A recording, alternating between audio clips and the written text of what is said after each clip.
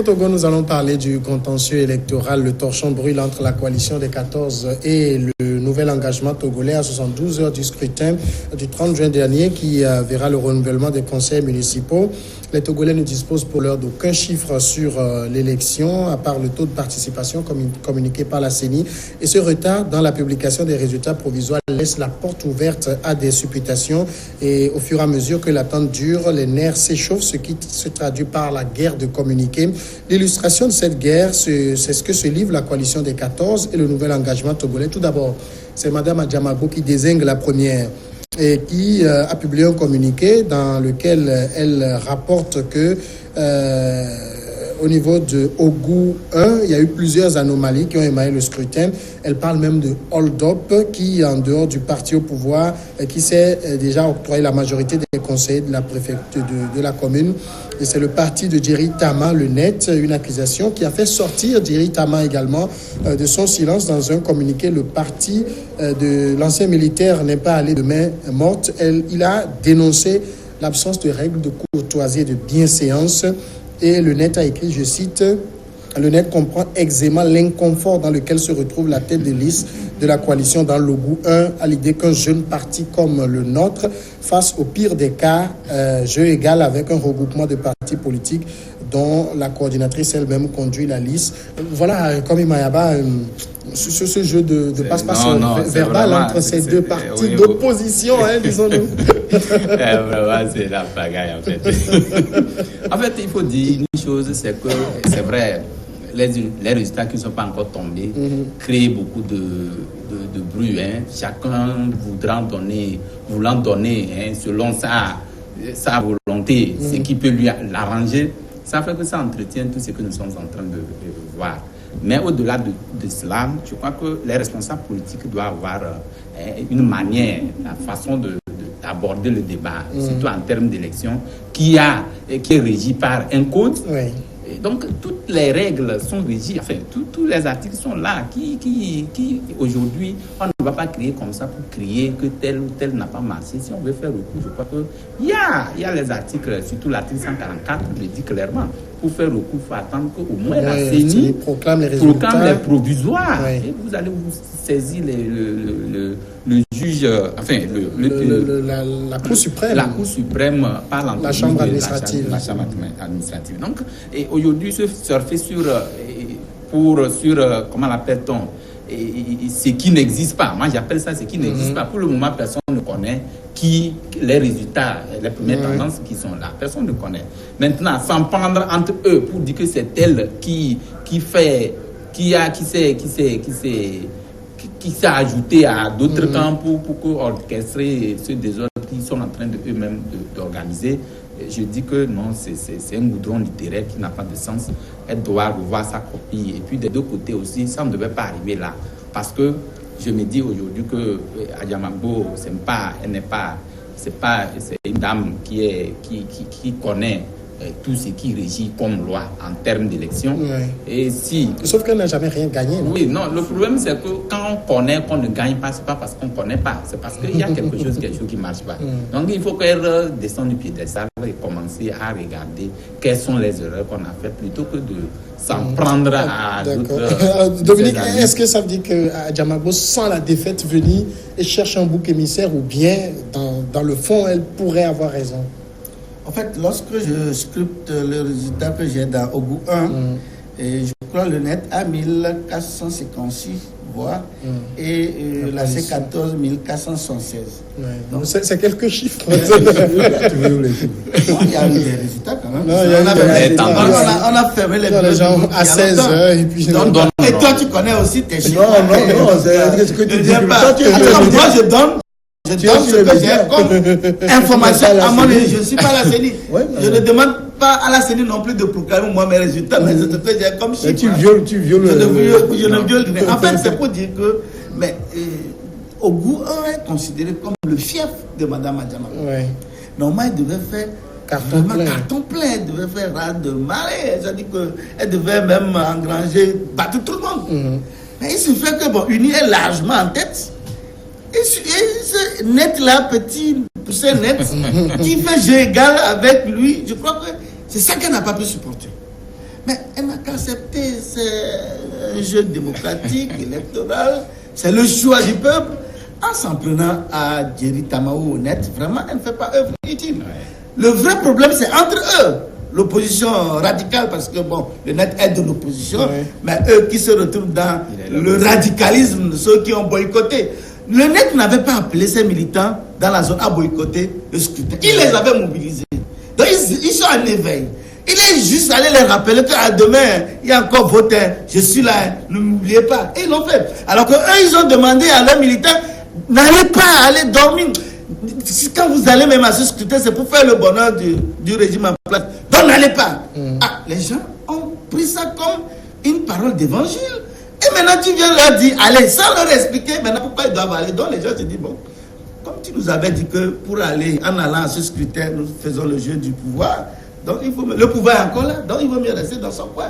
Et c'est comme ça que ces militants sont restés dans leur coin et que les militants de Djeri Tamaou sont sortis massivement et de UNI sont sortis massivement puisque ils ont le vote sous la main, ça les brûle et sont heureux d'aller voter. Mais lui, ces militants n'aiment pas le vote, ils aiment le boycott. La vie c'est un choix, on assume. Donc je crois qu'en s'en prenant à Djeri Tamaou, elle a vraiment, c'est des faux fiants où elle s'en prend à, je sais pas, à quelqu'un qui n'en est pour rien. Elle devait s'en prendre d'abord à elle-même, avec le C14. C14 qui s'est éclaté, ils se sont livrés une guerre sans merci sur le terrain au cours de ce scrutin. Je voudrais rappeler que dans Golfe 2, la liste ANC ayant été invalidée, l'ANC a trouvé mieux de soutenir la liste de notre ami pasteur Edo Komi que de soutenir la C14. Mais voilà. Donc au lieu de réagir par rapport à ça, que mais comment nos alliés, on était ensemble à peine quelques mois seulement, et vous pouvez nous faire ça. Mais au lieu de voir ça, elle s'en prend à Djeri Tamaou. Je crois qu'elle fait une très fausse route. Germain, là où on n'a pas compris le jeu de Mme Adjamagbo, c'est qu'elle est dans son fief d'abord, mais elle ne dit pas que j'ai largement gagné. Elle publie même des résultats qui confirment que UNI a tout rasé et elle cherche juste un petit siège qui reviendrait à notre parti d'opposition. Non, vous savez, avec tout le respect, Mme Adjamagbo sera la mieux à même de vous expliquer. Oui, mais de votre analyse d'extérieur. Oui, voilà. Et donc, moi, ce que je peux vous dire, vous savez... n'oublie pas qu'il faisait partie de la C14, donc il ne veut pas affronter ces anciennes années de la C14. Il est en difficulté, mais bon... Dominique, dis-nous quand même... Est-ce que j'ai la parole? Ah, donc tu as la parole. Alors, ce que je vais vous dire, c'est que, en toute réalité, vous savez, la politique a évolué. Peut-être que les gens ne se rendent pas compte, parce que depuis 1990...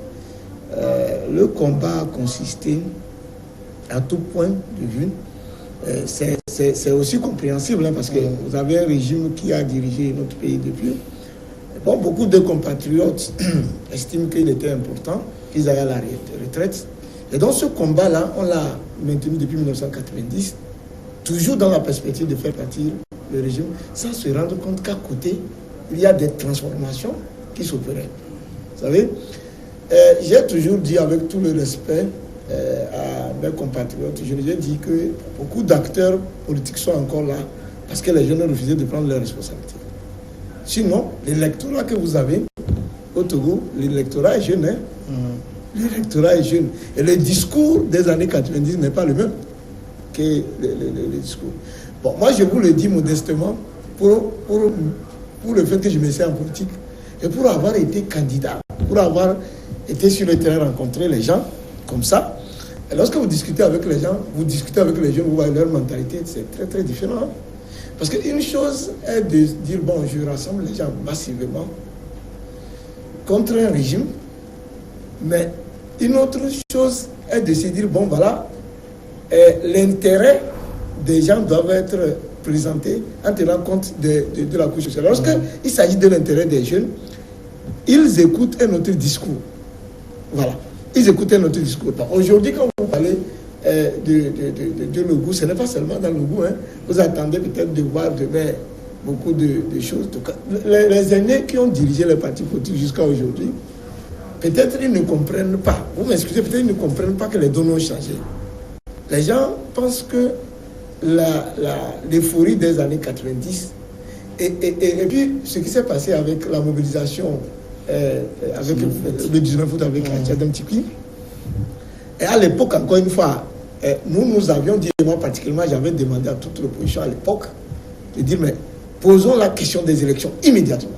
Et à cette époque, j'avais écrit une lettre ouverte, publique, à l'attention du président du PNP et de tous les acteurs politiques de l'opposition. J'ai dit, il fallait faire ce qu'on appelle une république capitale, il fallait transformer cette masse-là en une machine électorale.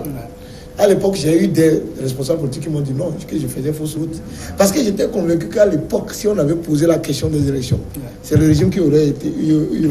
Maintenant, on a laissé le temps passer, le régime s'est réhabilité. Et donc, les jeunes, vous savez, les jeunes, c'est des gens qui sont... Ils sont systémiques aujourd'hui, ils sont éveillés. Lorsque vous les conduisez avec un discours, quand ils ne voient pas les résultats, ne soyez pas étonnés qu'ils replient. Et donc, cette élection, pour citer, a connu une grande abstention. Et je vous dis que l'électorat est jeune au Togo, c'est les jeunes, quand vous prenez, c'est les jeunes qui sont nombreux, c'est les jeunes de l'électorat jeune. Comment vous comprenez que tous ces jeunes-là aient refusé massivement d'aller voter? Et ça doit s'expliquer. Justement, la chute de Germain, il me tend une belle perche.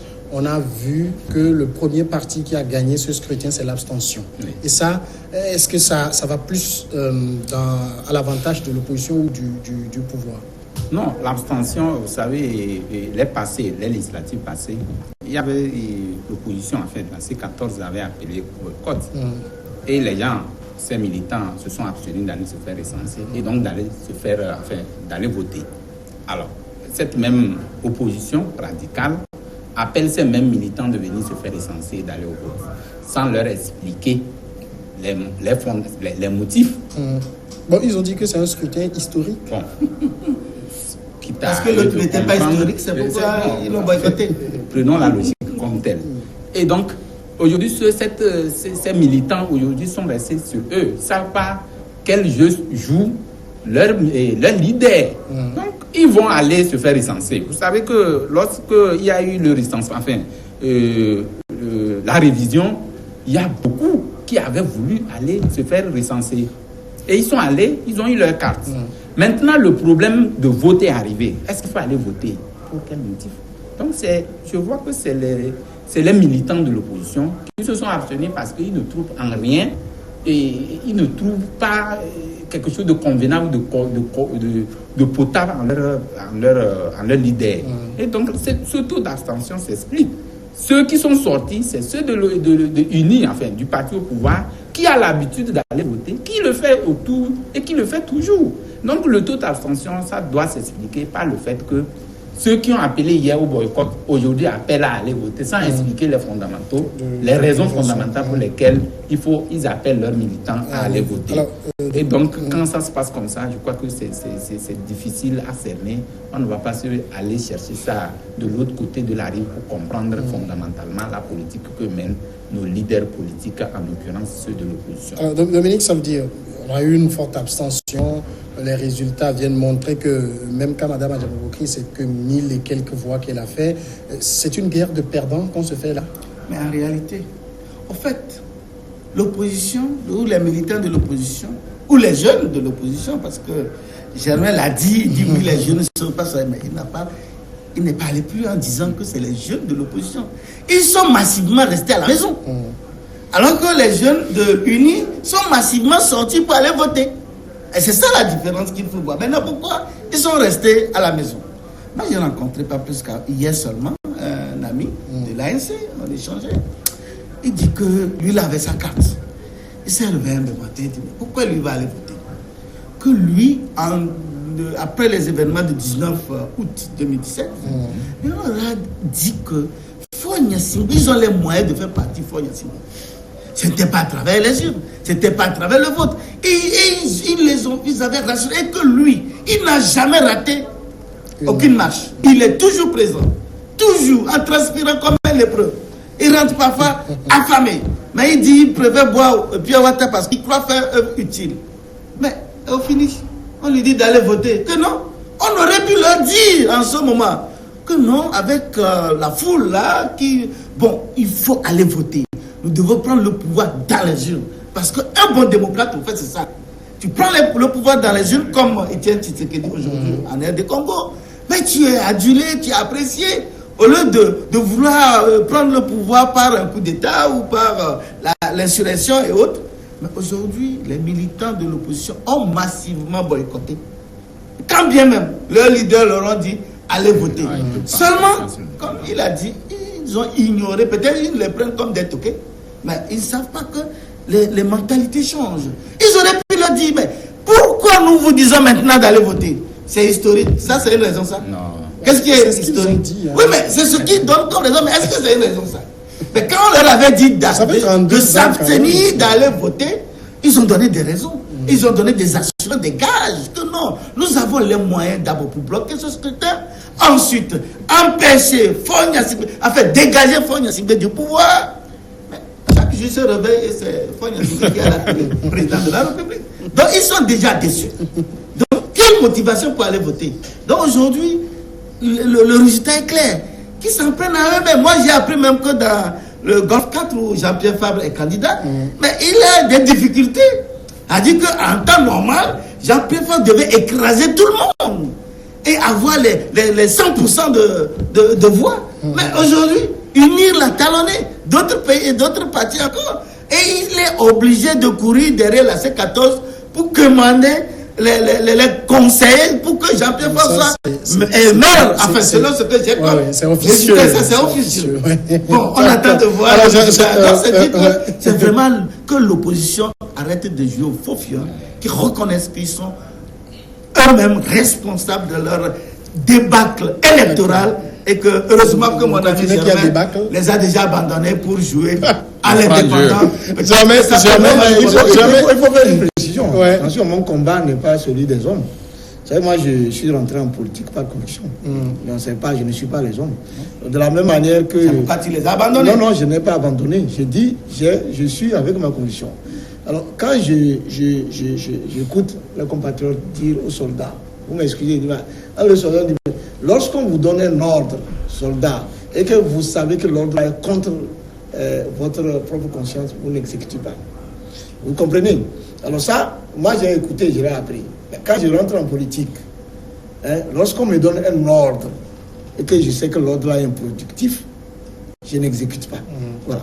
Et donc, je ne suis pas rentré en politique pour suivre les gens. Non. Vous m'excusez, avec les camarades, on a une commission. Alors, c'est par rapport à cette commission. En tout cas, je me rappelle que lors des législatives, lorsqu'on avait pas abandonné le recensement, il avait dit, je crois, sur ce plateau, que lui demande aux gens d'aller se faire enrôler.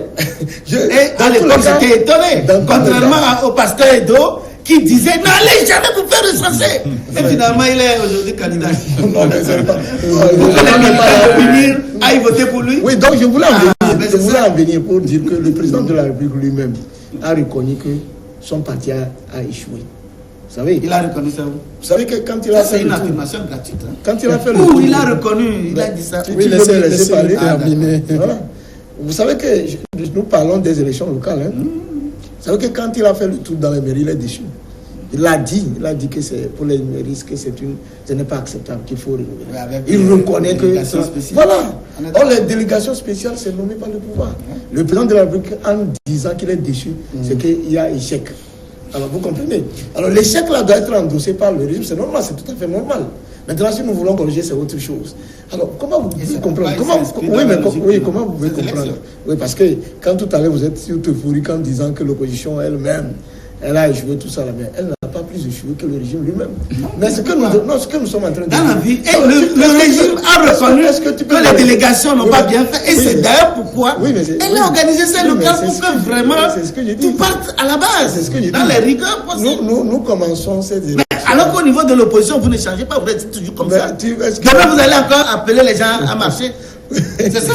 Est-ce que tu peux laisser les gens terminer, Dominique? Alors, ce que je dis, c'est-à-dire que nous voulons faire en sorte que les mairies puissent véritablement sortir de leur état de délabrement. En fait, ça devait être l'affaire des jeunes d'abord. Ça ne devait pas normalement être l'affaire des partis politiques. Mais si vous remarquez, vous verrez, quand les résultats vont être proclamés, d'ailleurs c'est ce que vous dites, avec les résultats affichés, vous allez voir que les gens ont encore voté, vous m'excusez, les yeux fermés, les partis politiques. Parce que les élections locales, et je dis même que les prochaines années, il faut que nous fassions l'effort pour arriver au recensement des communes. Parce que des gens qui quittent les autres communes, ils viennent voter massivement dans les autres communes pour donner la chance à des partis. Mais est-ce que véritablement, c'est ça qu'ils nous souhaitent? Ouais, donc ça voudrait dire que ça aussi, ça va fausser les calculs par rapport aux conseillers. Mais qu'on dise que les autres ont connu les débats parce qu'ils ne sont pas... Oui, la déception est là, nous sommes d'accord. Moi, particulièrement, par rapport aux jeunes, moi, je suis déçu en disant, parce que ce constat, nous, au mouvement Génération Togo, on l'avait fait. Les gens se désintéressaient de la politique depuis. C'est pour cela que nous avons créé le mouvement Génération Togo pour tenter de ramener les jeunes. Mais malheureusement, le parcours politique a davantage déçu les gens. Et ça oui, maintenant, quand on écoute le ton de Mme Adjamagbo qui accuse le net, est-ce qu'on voit un changement de ton? Parce que jusque-là, on est habitué à cette rhétorique où c'est toujours le pouvoir qui vole. Oui, en fait, comme tu le dis, moi je suis un peu déçu parce que l'opposition oublie quelque chose. Vous savez que le pouvoir a changé de paradigme. Aujourd'hui, le pouvoir a une nouvelle vision. Ce n'est pas la vision. Quand peut-être l'opposition brandit ce drapeau en disant que c'est un régime cinquantenaire, le régime cinquantenaire... C'est pas faux non plus. Oui, qui a évolué. Avec de nouvelles visions, oui. Avec de nouvelles visions. Parce que les mêmes hommes peuvent avoir des visions différentes et aller vers la prospérité. Donc c'est ce qu'on est en train de constater. Jusque-là, on cherche la prospérité. Oui, non, attendez. Je suis en train de vous dire quelque chose. Les gens qui disent... Il parle de cinquantenaire. Oui, ça fait 50 ans. Oui, on cherche la prospérité. On a du mal à la de LPT, on est arrivé à unir. C'est une évolution. Ce n'est que le nom qui a changé. Non, ce n'est pas que de nom. Ce n'est pas que de nom. Il faut reconnaître ça. Ce n'est pas que de nom. Parce que la vision du chef de l'État d'aujourd'hui n'est pas celle que son papa a incarnée. La plus forte raison, il a dit. C'est vrai, il a dit lui c'est lui, moi c'est moi. Moi c'est moi. Donc c'est clair aujourd'hui. Quand vous demandez à l'opposition, ils diront c'est la même chose, sinon pire. C'est ce que dit l'opposition. Les jeunes. Après qu'on a changé unis, ils disent toujours RPT unis n'existe nulle part. Donc il faut dire que les jeunes ont toujours cru en ce qui est bien. Et ce qui est bien, c'est peut-être ce que le chef de l'État est en train de faire. Mais c'est vrai, il ne peut pas faire tout pour plaire à tout le monde. C'est vrai, il a dit devant l'Assemblée qu'on ne change pas un pays en un jour. En un jour. C'est progressivement. Aujourd'hui, nous avons atteint des niveaux... Ça fait bientôt 15 ans qu'il est là. Oui, on a atteint. Vous savez, il est venu dans un moment... Vous, tout ça là, vous n'avez jamais vu les échecs du régime. Non, on ne dit pas les échecs. Vous ne dites pas que ici, ils ont... Ici, non. Non, ne le dis jamais. On ne le dit jamais. Les échecs, il y en a. Il n'y a pas de la perfection. La perfection n'est pas de tout le monde. Vous savez, je vais finir pour dire que il n'y a jamais, on ne peut pas travailler sans connaître des lacunes. Il y a toujours des lacunes. Le problème, c'est de constater qu'il y a ces difficultés et corriger. Mais pour le faire, il faut un accompagnement de tout le monde. C'est ce que nous sommes en train de dire. Oui, mais ces élections locales. Les locales dont on fait cas actuellement, comme il a dit, en principe, ce ne sont pas que des élections politiques. Oui, normalement, vous allez voir, même demain, on va retrouver un candidat, pas un candidat, le maire peut-être unir avec son premier conseiller qui est peut-être de l'ANC. Mais est-ce qu'ils vont se mettre ensemble au travail? Il faut laisser le clivage politique et prendre justement le débat développement pour mettre devant ce qui est en train de se faire. Moi, j'ai appris que dans sa circonscription électorale, le net a fait des choses à l'endroit des jeunes, des choses visibles. Ce qu'elle n'a pas fait. Et ça a eu quand même des échos. Vous prenez par exemple Jean-Pierre Fer, qui a été chef de file de l'opposition, qui avait 2 millions par mois, qui avait un budget de 500 millions par an. Mais il y avait une école 500 millions, c'est vraiment, on va parler de 200 millions. Entre 500, 200, on est dans les millions. Nous sommes au-delà des centaines de millions. Mais il y avait une école dont le vent avait enlevé la toiture. Mais il n'a pas été incapable de prendre 3 millions dans les 500 autres 200 pour aller réparer. Mais c'est Jerry Tama. Bon, si on ne lui avait pas dit, si on n'a pas dit ça. Comment quelque chose s'est passé dans sa circonscription. Et je vous dis que c'est ça même qui a impacté son résultat. Parce que Jerry Tama va Et c'est comme que, mais comment ça? Et il a mis les moyens, je crois que ça a coûté 3 millions.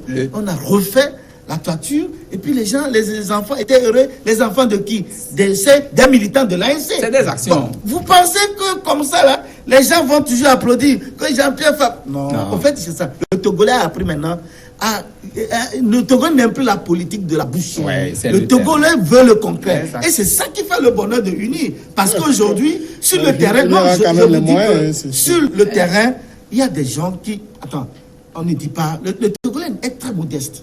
Vous vous imaginez que vous allez dans une localité, vous offrez une bouteille de whisky et autres là, et les gens sont très contents. Ou vous achetez un ballon aux jeunes, ils sont déjà contents. Est-ce que ça, les députés de l'opposition qui ont été élus, qui sont dans ces zones, est-ce qu'ils l'ont fait? Ils ne le font jamais, ils ne l'ont jamais fait.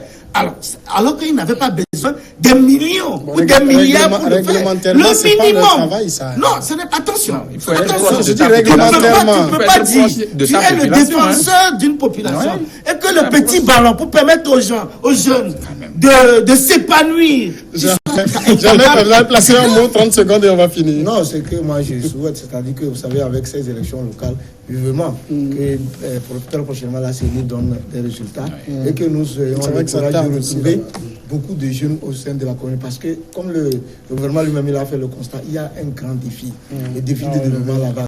Il ne s'agira pas d'aller pour se réaliser, il s'agit d'aller pour travailler. Merci. Et les guerres au sommet doivent cesser, parce qu'à la base, les gens ne doivent pas aller dans les communes. Merci Dominique Aliziou, merci à Komi Mayaba. En tout cas, j'espère que Germain Sossou, merci dans sa commune, de nous avoir va suivis. commencer par proposer des actes.